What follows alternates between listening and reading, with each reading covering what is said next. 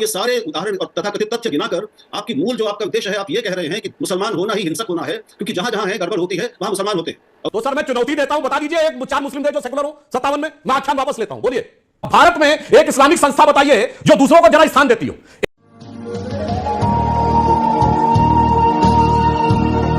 देख रहे हैं एक ऐसा डिबेट वीडियो जहां पे राहुल देव सुधांशु त्रिवेदी पर हमलावर होते हुए कहते हैं कि आपका कहना है, वो बोलते हैं कि आपका कहना है कि मुसलमान होना ही हिंसक है। साथ ही जहां कहीं चोरी हो रही है या कहीं गड़बड़ी हो रही है, कोई दंगा फसाद हो रहा है, तो वहां मुसलमान का हाथ होता है। तो कृपया करके मुसलमान को टारगेट करना बंद करें। तो ऐसे आरोप लगाते हैं राहुल देव सुधांशु त्रिवेदी जी पर। तो सुधांशु त्रिवेदी इनका करारा जवाब देते हैं, साथ ही इनको सबक भी सिखाते हैं और इनसे पूछ ही लेते हैं कि आखिर आप मुझे ये बता दीजिए 4 ऐसे मुस्लिम देश बता दीजिए जो सेकुलर हो। तो इस पर वो शांत हो जाते हैं, बहस काफी तीखी होने लगती है। बोलते 97 हैं, 97 मुस्लिम देश हैं, लेकिन उनमें से आप सिर्फ 4 का नाम बता दीजिए जो सेकुलर हो। तो इस बात पर वो उनकी चुप्पी साध लेते हैं। आगे इस वीडियो में क्या होता है हम आगे खुद से ही देखेंगे, लेकिन उससे पहले आपने मेरे चैनल को सब्सक्राइब नहीं करा है फ्रेंड्स, तो सब्सक्राइब कर लीजिए जिससे कि वीडियो के नोटिफिकेशन आपको समय रहते मिल सके। तो बिना देरी करे हम शुरू करेंगे आज का यह इंटरेस्टिंग वीडियो। बांग्लादेश की तस्वीरें दिखा के बहुत एक उत्तेजनापूर्ण भाषा का इस्तेमाल करके अपने यहाँ भारत के हिंदुओं को भड़काना, ये मीडिया का और हमारा और आपका काम नहीं है। अच्छा, हमको सिखा रिया है। बहुत ज्यादा जिम्मेदारी की जरूरत इस वक्त हम सब पर है, हम सबके लिए है, और उसमें सारे नेता, सारी पार्टियां भी शामिल हैं। सलमान खुर्शीद ने अक्सर ऐसे बयान दिए हैं जिससे कांग्रेस पार्टी को अलग होना पड़ा है और उनको वापस लेना पड़ा है, और उन्होंने शर्मिंदा किया अपनी पार्टी को और कई बार देश को भी। और ये जो उनका बयान है ये बहुत गैर जिम्मेदार बयान है और मैं इसकी सख्त निंदा करता हूँ।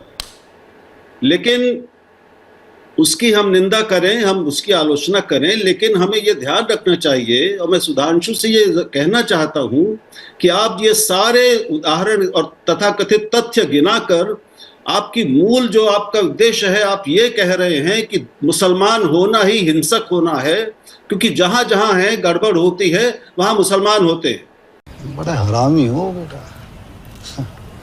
और जहां मुसलमान है वहां पे लोकतंत्र नहीं है और वहां पे हिंसा होती है।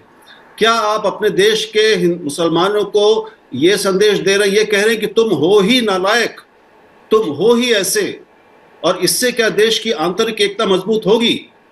क्या ये भारतीय लोकतंत्र ऐसे चलेगा कि आप एक समुदाय को, इसको अंग्रेजी में आप भी जानते हैं, इसका मतलब घेटोइजेशन, आप उसको एक वैचारिक घेटो में उसको धकेल दें। आप एक मोहल्ले के या घर के लड़के को लगातार रोज कहें कि तुम गुंडे हो, तुम बदमाश हो, तुम घटिया हो, तुम ऐसे हो, तो एक दिन वो तन के खड़ा हो जाता है कि अगर मैं ऐसा ही हूं तो ठीक है, मैं बन के दिखाता हूं। क्या हम ये करना चाहते हैं अपने देश में? जैसे भी हैं, जो जैसा भी है, मैं जवाब दे दूं। इस देश को अगर हमने आगे लेके जाना है तो सबको साथ लेकर चलना होगा, इसके अलावा कोई दूसरा विकल्प नहीं है। चल झूठा। मैंने तथाकथित इसलिए कहा कि तथ्य दिखनाकर आप जो भाव है आपका उसके पीछे का, आप जो तथ्यों से सत्य निकालते हैं वो पूरी तरह से व्यक्तिपरक होता है, और आपके साथ यही समस्या है, ये पूरे आख्यान के साथ यही समस्या है। सुधांशु जी, तो सर मैं चुनौती देता हूं, बता दीजिए एक 4 मुस्लिम देश जो सेकुलर हो 57 में, मैं आख्यान क्या गजब बेइज्जती है। 4 मुस्लिम देश बताइए जो सेकुलर हो। आख्यान वापस लेता हूं अपना, 57 है। बोलिए सर। सवाल इसका नहीं है। लो, ये तो मूतने लगा साला। हमें भारत की बात करनी है कि हमें दुनिया के मुसलमान देशों की बात करनी है। अब ये सवाल नहीं सर, तो फिर ये मत कहिए तथ्य मैं गलत रख रहा हूं। नहीं, सवाल इसका नहीं है सर, सवाल इसका नहीं है, ये है ही नहीं। हम भारत की बात कर रहे हैं कि हम जब इसका भी सवाल की बात कर रहे तो हैं। दूसरा सवाल बता दीजिए फिर क्या है। यही नहीं, अभी और सुनिए। चलिए वो भी मैंने मान लिया। अंग्रेजी में अच्छा चलिए, भारत में एक इस्लामिक, अच्छा चलिए सर, अब भारत में एक इस्लामिक संस्था बताइए जो दूसरों को जरा स्थान देती हो। एएमयू SC ST OBC का आरक्षण खत्म, JNU Jamia Millia SC ST OBC का आरक्षण खत्म, कश्मीर मुस्लिम स्टेट हो गई, SC ST OBC का आरक्षण खत्म, मदरसे SC ST OBC को आरक्षण नहीं। बता दीजिए सर, भारत आदरणीय सुधांशु जी, बता दीजिए सर। अब मैं जवाब दे दूं, अब मुझे अनुमति है मैं जवाब दे दूं सर।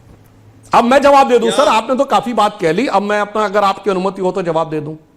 आप तो हर बात, हर वक्ता के बाद बोलते हैं। हाँ, अब मैं आपकी बात का समर्थन करता हूं, अब मैं आपकी बात का समर्थन करता हूं कि भड़काना नहीं चाहिए, पर राहुल जी भड़काया किसने? हमने तो नहीं कहा कि सारे मुस्लिम खराब हैं। यह बताइए, इस देश के लिए शहीद होने वाला भारत का पहला गैलेंट्री अवार्ड विनर कौन था? ब्रिगेडियर मोहम्मद उस्मान। उत्तर प्रदेश में आजमगढ़ के रहने वाले थे। कोई सेक्युलरिज्म के सूरमा की फोटो दिखाइएगा ब्रिगेडियर मोहम्मद उस्मान के घर पे। आजमगढ़ में आतंकवाद के आरोपियों के घर पे जाके सिजदे किए हैं। वीर अब्दुल हमीद की शहादत की 85वीं वर्षगांठ 2015 में हुई। एक गया हो सेक्युलरिज्म का सूरमा, एक गया हो। मैं गारंटी से कहता हूं, मोदी जी ने उनके पूरे परिवार को बुलाकर उनको सम्मानित किया। उनकी पत्नी भी थी, उनको सम्मानित किया। बुरहान वानी के नमाज जनाजा में जाते, डॉक्टर एपीजे अब्दुल कलाम के नमाज जनाजा में एक गया हो तो बताइएगा। याकूब मेनन के लिए ही सलमान खुर्शीद ने बोला था। इन्होंने अफजल गुरु के लिए बोला, कहते हैं अफजल हम शर्मिंदा है, तेरे कातिल जिंदा है। कौन है कातिल? यूपीए की सरकार या सुप्रीम कोर्ट या राष्ट्रपति? बताइए उनमें से। डॉक्टर कलाम के कलाम मेमोरियल पे कोई एक गया हो तो बताइए, एक फोटो हो गया हो तो दिखाइएगा।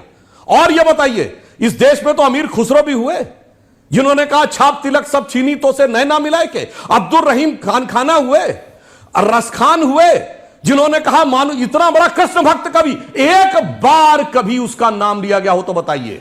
और मैं कहना चाहता हूं, गंगा जमुनी तहजीब वर्ड कहां से आया है? दारा शिकोह जो औरंगजेब का बड़ा भाई था, जिसने किताब लिखी मंजुमल बहरीन, यानी दो समुद्रों का मिलन। उसने इस्लाम और हिंदू धर्म के बीच में एक सामंजस्य छोड़ा। कोई शाहजहां दारा शिकोह की जयंती नहीं मनाता, उसके सर काट के जेल में बंद अपने बाप को देने वाले औरंगजेब के साथ खड़े होते हैं। जब हमने उसकी बदली थी सड़क, तो आ गए थे छाती पीटने के लिए। आपने बिल्कुल सही कहा। और अभी तो रुको, क्लाइमैक्स अभी बाकी है। भड़काकर अच्छे और सच्चे मुसलमानों के साथ कभी मत खड़े हो, अपराधी और आतंकवादी के साथ खड़े हो। अब बताइए, आज की डेट में मैं मुल्ला मौलवी इराम जो उलेमा और इकराम की बात नहीं कर रहा हूं, पर पॉलिटिकल क्लास में हमारे केरल के गवर्नर आरिफ मोहम्मद खान साहब से बड़ा आलिम फाजिल मुसलमान हो तो बताइए, उसके साथ नहीं खड़ा होना है। हमें किसके साथ खड़ा होना है? कौन भड़काता है? जाकिर नायक शांति का मसीहा है, इशरत जहां बेटी है, याकूब मेनन की जुडिशियल किलिंग हुई है, अफजल हालात का मारा है। अरे बाप रे, ये तो धोती खोल रहा है। बुरहान वानी भटका हुआ नौजवान है। और जो 26/11 हुआ वो आरएसएस की करतूत था। 93 के मुंबई के ब्लास्ट वो बाबरी मस्जिद की प्रतिक्रिया थी। आपने बिल्कुल सही कहा। इन लोगों ने भड़का कर आज पूरे मुस्लिम समाज को अपराधियों और आतंकवादियों के साथ जोड़ दिया है। हम उत्तर प्रदेश के रहने वाले हैं। इसी उत्तर प्रदेश की पहचान अब्दुल रहीम खान खाना भी है, इसी की पहचान रस खान भी है, इसी की पहचान मलिक मोहम्मद जायसी है। पर यूपी में मुसलमानों का पहचान क्या बना? अबू सलेम, छोटा शकील, मुख्तार अंसारी, अतीक अहमद। बिल्कुल सही कहा है राहुल देव जी ने। इन लोगों ने 70 साल में मुसलमानों को वहां ले जाके खड़ा किया है। देश का तो नुकसान किया ही क्या। फिर मैं कह रहा हूं वही वाक्य, शॉर्टकट सियासत का, कि कट्टरपंथी वोटों से वोट जल्दी मिलता है। फ्रेंड्स, कैसी लगी आपको अच्छी वीडियो? देखा आपने यहाँ पे सुधांशु चतुर्वेदी ने किस फैक्ट के साथ अपनी बात को रखा है, साथ ही राहुल देव के तोते भी उड़ाए हैं। और उन्होंने बताया है कि मुसलमान करना बंद करें और आप जो सही मुसलमान है उनको भी ना भड़काने का काम ना करें। तो यहाँ पर फैक्ट बताते हुए सुधांशु चतुर्वेदी जी ने क्या बताया है, आपको भी समझ में आया होगा। आपको कैसी लगी वीडियो ये आप कमेंट सेक्शन में बता सकते हैं। इसी तरह की वीडियो के साथ हम जल्द मिलेंगे, तब तक कमेंट्स में लिखना ना भूलें।